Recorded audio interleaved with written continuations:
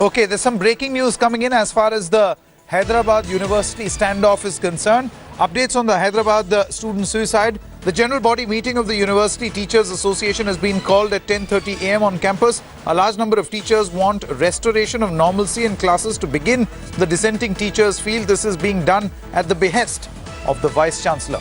We've got Editor South T.S. Sudhir joining us at this moment with all the latest. Sudhir, can you tell us what exactly is this latest appeal as far as the Teachers Association is concerned?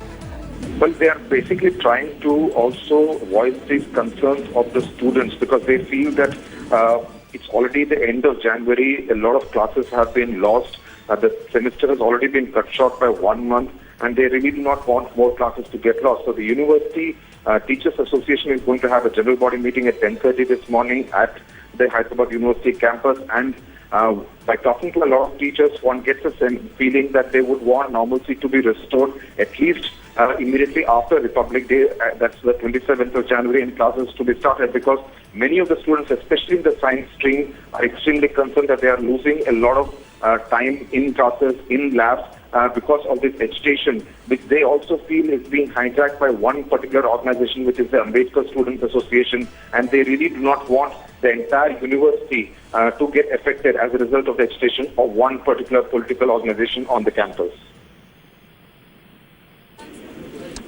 All right, T.S. Sudhir, many thanks for joining us at this moment with all the latest. So the teachers' body is now meeting at 10:30 a.m.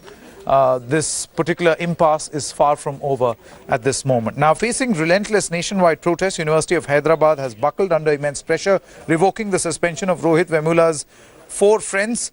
However, the agitating students have refused to relent, reiterating their demand for the university's Vice-Chancellor's resignation. Now, while the protests rage on, the politics over the students' death continues to peak as politicians have continued to swarm the campus. After Arvind Kejriwal's visit, JDU team is expected to visit Hyderabad later today. Even as political war snowballs, 14 Dalit faculty members have resigned from their administrative roles over Smriti Irani's remarks. As the crisis at the university deepens, HRD ministry appointed two-member panel is expected to submit its report. Meanwhile, the probe into Rohit's death is underway. The letter purportedly written by Dalit scholar has been sent to the forensics lab for analysis. Let's go across now to Pratibha Raman joining us with all the latest. Morning, Pratibha. Can you tell us where exactly is this all heading at this moment? Neither of the sides are willing to relent. I mean, to be fair to the university, the suspension has been revoked. But the students continue with their demand that they want Mr. Appa Rao's resignation.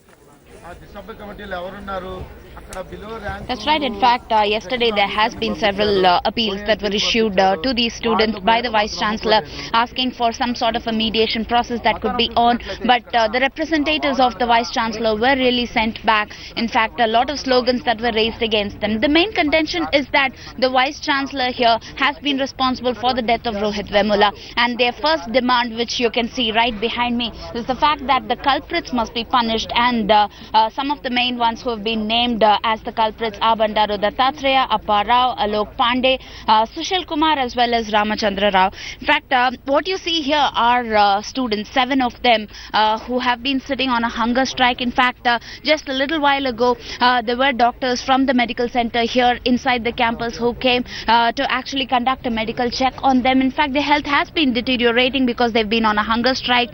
Ma'am, if you can tell us what has been your contention, because so many of the students are losing out on their classes. The teachers are trying to see if there can be normalcy restored. But there has been a relentless process like this. What could be the solution forward? There's no solution unless and until our demands are met. We won't go back from this strike. We'll be going on, unless and until this is met. Right. Now, how is your health doing? This has been a hunger strike that's been on for a couple of days now. Well, it's been deteriorating, but that's okay. We'll continue doing this. What has been your reaction to the revoking of the suspension, the circular that was sent out yesterday? The JAC did give a press release. I suppose.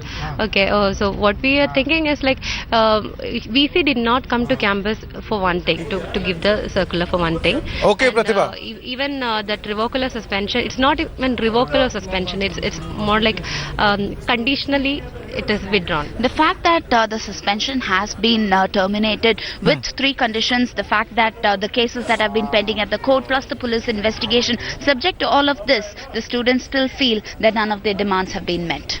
Okay, so it's an impasse.